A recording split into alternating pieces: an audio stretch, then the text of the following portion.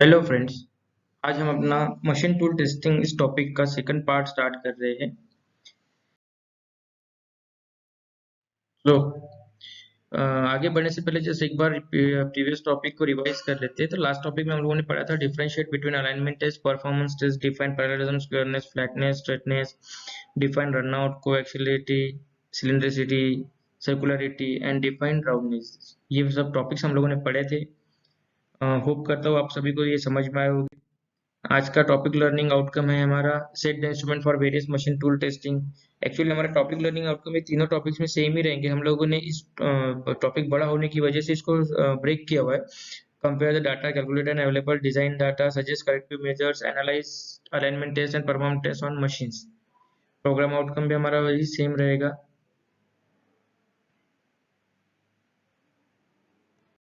सो अभी हम लोग अपना एग्जाम्पल्स देखेंगे।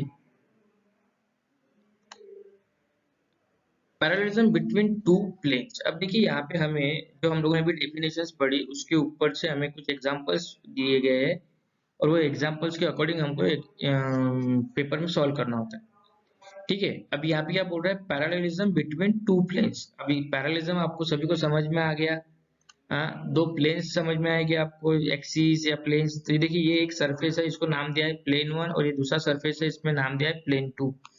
अब हमको ये चेक करना है कि इन दोनों के बीच का पैरेललिज्म कैसा है। ठीक है, तो हमारे पास में इंस्ट्रूमेंट है एक, डायल इंडिकेटर का स्टैंड है और उसके ऊपर ये डायल इंडिकेटर लगा हुआ है। और और ये देखिए ये डायल इंडिकेटर है, इसका ये प्लंजर है जो दूसरे सरफेस पे टच है। अब हमारा पर्पज क्या, हम क्या रहेगा कि ये बेस को हम लोग एक स्टैंड साइड पे एक प्लेन पे रखा हुआ है, इसको इस पॉइंट से लेके इस पॉइंट तक ऐसे लेके जाएंगे। और इसका जो ऊपर डायल इंडिकेटर है और उस ऊपर स्टैंड, वो स्टैंड पे प्लंजर, सॉरी डायल इंडिकेटर है, डायल इंडिकेटर के ऊपर है प्लंजर, प्लंजर दूसरे प्लेन को टच है। अब क्या होगा कि ये जैसे जैसे हम लोग इस बेस को आगे पीछे लेके जाएंगे, एक तो हम लोग बेस को मूव करेंगे या प्लेन को मूव करेंगे, तो जिस वजह से ये प्लंजर इस सरफेस के ऊपर स्लाइड होगा। तो क्या होगा कि ये पैरेललिज्म क्या बोलता है, पैरेललिज्म बोलता है कि जब दो सरफेस के बीच पे अगर आप अलग अलग डिस्टेंस पे देखो, और अगर डिस्टेंस दोनों जगह पे अलग अलग पॉइंट पे अगर वो डिस्टेंस सेम है, तो हम लोग बोलेंगे कि ये दो planes are parallel to each other. तो ये एरर, डायल इंडिकेटर क्या करेगा, आपको दिखाएगा एरर कितना है, मतलब ये मूव करेगा जैसे जैसे हम लोग ये बेस को ऐसा ऐसा ऐसा ऐसा स्लाइड करेंगे, साथ में डायल इंडिकेटर भी उसके साथ में स्लाइड होगा, प्लंजर भी स्लाइड होगा। प्लंजर क्या सरफेस किससे कनेक्ट है, प्लेन से, तो प्लेन के अनइवननेस को देख के ये डायल इंडिकेटर पे एरर शो यानी डिफरेंस शो करेंगे। अगर ये difference with in a limit है तो हम लोग ये बोल सकते हैं कि ये प्लेन और ये प्लेन वन और plane two parallel to each other है। और अगर ये एरर जो डिफरेंस है ये परमिसिबल के अगर बाहर है, तो हम लोग बोलेंगे कि ये दो surfaces parallel to each other नहीं। कंसेप्ट समझ में आया दोस्तों। यहाँ पे देखिए क्वेश्चंस कैसा आता है, what is the procedure for testing parallelism of two plane in which one plane is moving. अब इसमें कैसा बोला है, इसमें कि दो प्लेन्स है और उसमें से एक प्लेन है मूविंग। अगर यहाँ पे मूविंग नहीं रहता तो ये सिंपली दो प्लेन दिखा रहे, मूविंग दिखा है, तो हमको यहाँ पे क्या करना पड़ेगा दोस्तों, एक ऐसा एरो दिखा देना पड़ेगा। मतलब इसमें क्या होगा, एक प्लेन जो है ये मूविंग है। ठीक है, आगे बढ़ते हैं। ये कंसेप्ट याद रखिए, लेकिन ना आपको ये अभी यहाँ से आगे जितने भी टॉपिक पढ़ रहे हैं उसमें मैक्सिमम जगह हमको क्या करना है, स्टैंड यूज करना है, डायल इंडिकेटर यूज करना है, डायल इंडिकेटर का प्लंजर, और पैरेललिज्म, फ्लैटनेस, स्क्वायरनेस, ये सब चीजें इन्हीं इसी इंस्ट्रूमेंट के थ्रू हमको मिलेगी। और कंसेप्ट भी वही रहेगा कि जो दोनों के बीच का वेरिएशन है, वो वेरिएशन अगर परमिसिबल के अंदर है, परमिसिबल वैल्यूज के अंदर है, तो उन दोनों के बीच में स्क्वायरनेस है, फ्लैटनेस है, स्ट्रेटनेस है, पैरेललिज्म है, रहेगा, अदरवाइज नहीं रहेगा। सिर्फ आपको क्या करना है, ये क्वेश्चंस ध्यान में रखिए कि क्वेश्चन में क्या पूछा गया है, उसके अकॉर्डिंग डायग्राम बनाना पड़ेगा। बाकी वर्किंग सभी का एक ही है कि एक साइड पे आप स्टैंड रखो, दूसरे साइड पे डायल इंडिकेटर का प्लंजर टच करो, उसको स्लाइड करो, मूव करो, और वेरिएशन देखो। वेरिएशन अगर लिमिट के अंदर है तो वो कंडीशन सेटिस्फाइड, वेरिएशन अगर लिमिट के बाहर है तो कंडीशन सेटिस्फाइड नहीं होगी। सिर्फ आपको जैसे जैसे नाम चेंज होंगे वैसे वैसे ये जो पार्ट है ये चेंज करना पड़ेगा आपको। ठीक है, आगे बढ़ते हैं।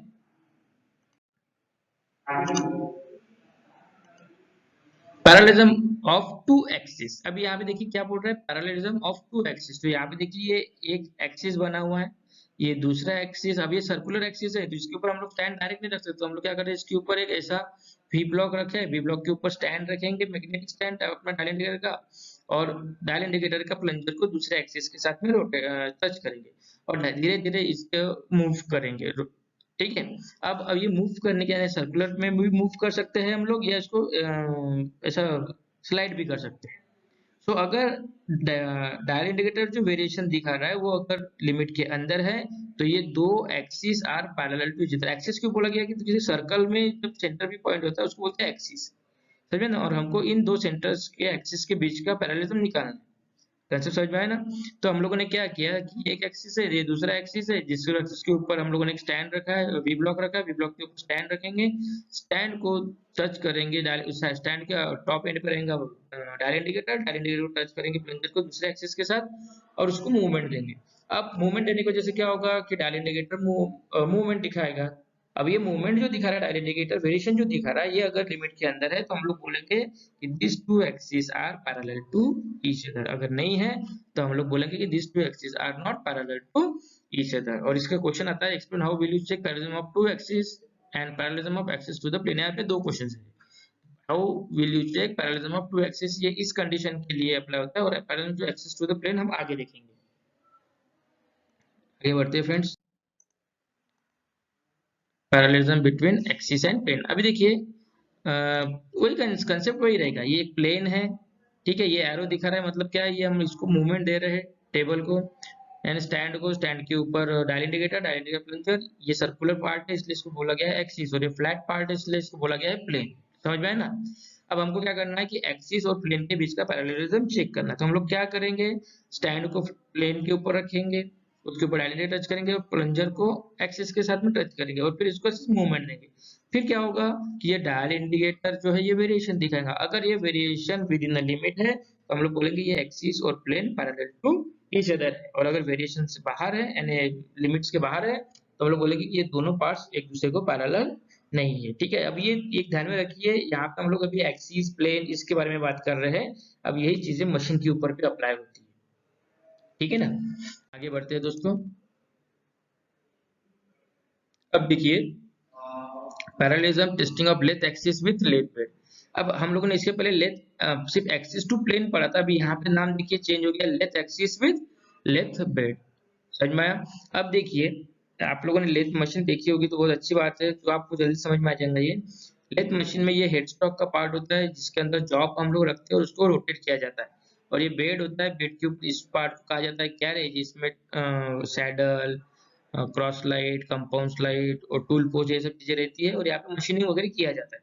अब हमारा पर्पज क्या होता है कि ये जो टेबल है, ये टेबल और ये जो एक्सिस है ये एक दूसरे को पैरेलल होना चाहिए। तो हम लोग क्या करते हैं, सिंपली प्रोसीजर वही रहेगा कि इस टेबल के कैरेज के ऊपर हम लोग रखेंगे स्टैंड डायल इंडिकेटर का, उसके ऊपर डायल इंडिकेटर टच करेंगे, प्लंजर को उस एक्सिस के साथ में टच करेंगे और फिर इसको यहाँ से लेके यहाँ तक ऐसा मूव करेंगे तो ये क्या करेगा, वेरिएशंस दिखाएगा। ये वेरिएशन अगर विद इन अ लिमिट है तो हम बोलेंगे कि इस एक्सिस और ये बेड लेथ एक्सिस और लेथ बेड के पैरेललिज्म ओके है। अगर लिमिट के बाहर है तो हम लोग बोलेंगे कि ओके नहीं है। समझ में आया। यहाँ पे देखिए मेजरिंग इंस्ट्रूमेंट क्या है, टेस्ट मैंड्रेल। मैंड्रेल मतलब ये जो पार्ट है इसको कहा गया है test mandrel with taper shank 300 mm long cylindrical measuring part and dial gauge। Procedure जो मैंने अभी आपको बताया, आप ये देखिए इंपॉर्टेंट है, permissible error 0.02 mm for 300 mm mandrel rising. मतलब आप अगर ये 300 mm तक लेके जाते हैं तो कम से कम कितना वेरिएशन होना चाहिए, 0.02।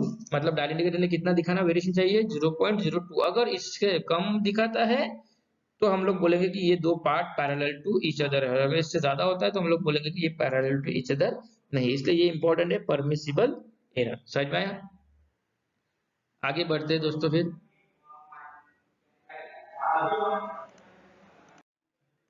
Alignment of both centre in the vertical plane. अब देखिए हमें क्या करना है, ये फिर से लेथ मशीन के बारे में बात हो रही है। ये हेड स्टॉक, ये पार्ट है हेड स्टॉक, ये टेल स्टॉक, इन दोनों के सेंटर एक ही एक्सिस पर रहते हैं, मतलब कोएक्सियल रहते हैं। समझ में ना, जो हम लोगों ने कोएक्सियल पढ़े थे ना, तो हमें ये देखना है कि ये कोएक्सियल है या नहीं है। ठीक है। उसके लिए हम लोग क्या करेंगे, तो कोएक्सियल कब रहेंगे? जब इन दोनों का एक्सिस एक ही पॉइंट पे रहेंगे तब रहेंगे कोएक्सियल। तो हम लोग क्या करेंगे, फिर से इसके बीच में एक दोनों एक्सिस के बीच में मैंडल रख रहे हैं। ये हो गया लेंथ का बेड, इसके ऊपर एक कैरेज, कैरेज के ऊपर हम लोगों ने स्टैंड रखा, स्टैंड के ऊपर डायल इंडिकेटर और उसका प्लंजर टच कर दिया, और फिर इसको धीरे धीरे धीरे धीरे ऐसे स्लाइड करेंगे एक साइड से दूसरे एंड की तरफ। ठीक है, ये हो गया हमारा प्रोसीजर चेक करने का। अब हम लोग क्या कब बोलेंगे कि ओके है? तो देखिए permissible error 0.02 mm over 600 mm length of the mandrel, मतलब जब ये 600 mm का मैंटल के हम लोग ऊपर इसको रन करेंगे, नहीं फ्लो स्लाइड करेंगे, तो हमारा एरर कितना होना चाहिए, यानी कितना वेरिएशन आना चाहिए? 0.02 mm। उससे अगर नीचे है तो हम लोग बोलेंगे कि ये alignment of the both centre है, और अगर उससे ऊपर है तो हम लोग बोलेंगे कि अलाइनमेंट प्रॉपर नहीं है। समझ में? प्रोसीजर वही रहेगी, मेजरिंग इंस्ट्रूमेंट में cylindrical manner, session wrong and dial gauge. ये ध्यान में रखिए, ये क्वेश्चंस ध्यान में रखिए, बाकी हर इसका आंसर एक ही है कि आपको डायल इंडिकेटर रखना है, प्लंजर को टच करना है और मूव करना है। अगर वेरिएशन परमिसिबल एरर्स के अंडर है तो वो प्रोसेस जो रहेगी वो ओके रहेगी, अगर वेरिएशन उसके बाहर है तो प्रोसेस ओके नहीं रहेगी। आगे बढ़ते हैं friends. Parallelism of main spindle to saddle movement.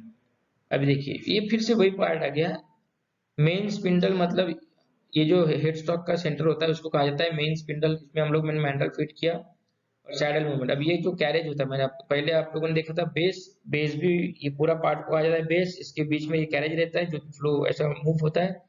इसमें पहला पार्ट होता है सैडल, फिर क्रॉस स्लाइड, फिर कंपाउंड थ्रेड, फिर टूल पुश। अब ये सब चीजें क्या है, ये आप आपका जो वर्कशॉप वाला सब्जेक्ट है उसमें डिटेल में पढ़ेंगे।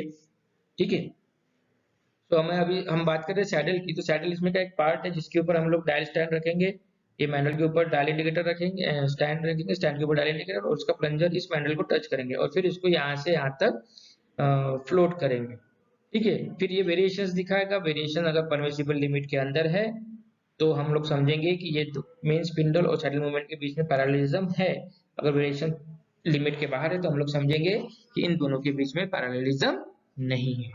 ठीक है, वेरिएशन देखिए permissible 0.02 mm for 300 mm mandrel. आगे बढ़ते friends. True running of head stock centre. अब देखिए ट्रू रनिंग मतलब क्या होता है कि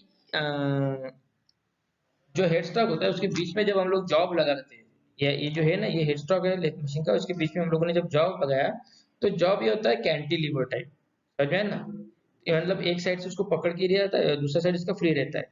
तो हमारा मेन काम होता है कि ये क्या होगा कि ये जो जॉब है जब हम लोग उसको घुमाएंगे तो देखिए फैन फैन जब फैन को आप लोग लगाते हैं, अगर वो समझिए थोड़ा अगर ढीला वगैरह रहा तो फैन कैसे जब चालू होता है तो ऐसा अपना एक्सिस छोड़ के ऐसा ऐसा गोल गोल घूमते रहते हैं ना, कभी इधर जाएगा कभी उधर जाएगा। ठीक है, बट वही अगर उसका एक्सिस प्रॉपर है, ट्रू रनिंग है, तो वो वैसा जैसे ही स्टार्ट करेंगे वो अपने ही एक्सिस पे घूमेगा। ये देखा होगा आप लोगों ने। वैसा ये जॉब होता है, जॉब को भी हमको ट्रू रनिंग करना था। ट्रू रनिंग मतलब वो अपने ही एक्सिस पे घूमे। तो उसके लिए क्या किया जाता है, जॉब को हेड स्टॉक में फीड किया जाता है, फिर से बेस या सैडल पे या कैरेज पे हम लोग डायल स्टैंड रखेंगे, डायल इंडिकेटर का प्लंजर जॉब को लगाएंगे और ये हेड स्टॉक को धीरे धीरे घुमाएंगे। ये डायल इंडिकेटर आपको उस समय वेरिएशंस दिखाएगा। ये वेरिएशन अगर विद इन लिमिट है मतलब ये अपने ही एक्सिस पे घूम रहा है, अगर लिमिट के बाहर है मतलब ये अपना एक्सिस छोड़ के घूम रहा है। तो हमें इसको यहाँ से टाइट लूज करके, जैसा आप लोगों ने देखा होगा ना, ये अपना अगर हम कार की बात करें या ट्रक या बस की जब बात करते हैं तो उसके जब नट बोल्ट टाइट करते हैं तो वैसे एक लाइन में नहीं करते, पहला उसके अपोजिट का करते हैं, फिर दूसरा, फिर उसके अपोजिट का करते हैं। वैसे ही इसके भी यहाँ पे होल्स होते हैं, उसको एलन की से टाइट और लूज किया जाता है, जिस वजह से ये जो जॉब है ये अपने ही एक्सिस पे आ जाता है। इसको कहा गया है true running of head stock centre. आगे बढ़ते हैं फ्रेंड्स।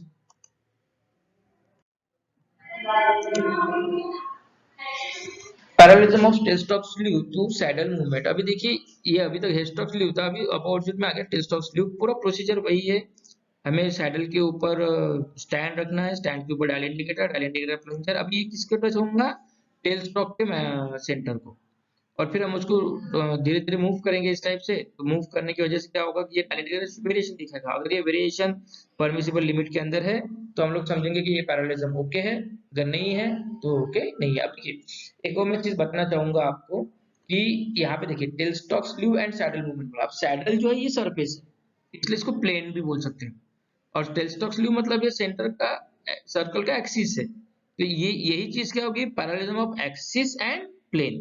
लेकिन यहाँ पे स्पेसिफिक नाम क्या है, tailstock sleeve to saddle move. समझ में आया ना, इसके पहले भी हम लोगों ने देखा है, तो ये थोड़ा सा ध्यान में रखिए, चीज एक ही पढ़ना है, सिर्फ नाम अलग अलग है। आगे बढ़ते हैं दोस्तों। Draw the sketch of showing setup of test parallel axis of the intersection of two planes. अब देखिए ये दो प्लेन्स है, इन दोनों का ये इंटरेक्शन है, इसके ऊपर हम लोगों ने स्टैंड रखा हुआ है, स्टैंड एक सर्कल है, सर्कल का एक्सिस है, उसको डायल इंडिकेटर का प्लंजर टच किया। अब हम लोग क्या करेंगे, इसको धीरे धीरे स्लाइड करेंगे, स्लाइड करने की वजह से देखिए ये इसका दूसरा व्यू दिखा रहा है, कभी यहाँ रहेगा, कभी यहाँ, कभी ऐसा रह और ये अपना वेरिएशन दिखेगा। ये वेरिएशन अगर विद इन लिमिट है तो हम लोग बोलेंगे कि ये दो इंटरसेक्शन और एक्सिस के बीच में पैरेललिज्म है, अदरवाइज नहीं है। आगे बढ़ते हैं दोस्तों। तो आज हम अपना टॉपिक यहीं पे स्टॉप करते हैं, और आज का ये क्वेश्चन बैंक है, parallelism, explain parallelism of lathe axis with lathe bed, true running of headstock of the lathe, parallelism of two axis and parallelism of axis to the plane, alignment test of the lathe centre in vertical plane. और भी बहुत सारे questions है। आपका एक request कर रहा हूँ कि आप इसको जो है क्वेश्चंस को ध्यान से पढ़िए, इससे बहुत सारे क्वेश्चंस निकले। जैसे मैंने आपको बताया था कि एक्सिस और प्लेन ये दो एग्जाम्पल्स थे, बाद में उसी को मशीन के ऊपर अप्लाई किया जाता है, तो फिर वो लेथ हेडस्टॉक सेंटर हो जाता है, टेल स्टॉक सेंटर हो जाता है, बेड हो जाता है, सैडल हो जाता है, क्रॉस स्लाइड हो जाता है। तो ये जो सैडल, क्रॉस साइड, ब्लेड, ये सब क्या है, प्लेन्स है, और headstock centre, tail stock centre, these are the axis. ठीक है, तो इस हिसाब से ही आपको इसके आंसर्स लिखने हैं। Programme outcome PO1, PO2, PO3, PO4 ये सेटिस्फाई हो रहे हैं हमारे टॉपिक से, PO8, PO9, PO10, PSO2 और 3 ये सब टॉपिक्स हमारे इस आज के टॉपिक से सेटिस्फाई हो रहे हैं। तो आज हम लोग यहाँ पर रुक रहे हैं। नेक्स्ट टॉपिक में हमारा रहेगा मशीन टूल टेस्टिंग का पार्ट से, जिसमें हम लोग देखेंगे स्क्वायरनेस, फ्लैटनेस, ये सब पार्ट हम लोग उसमें स्टडी करेंगे। Thank you very much.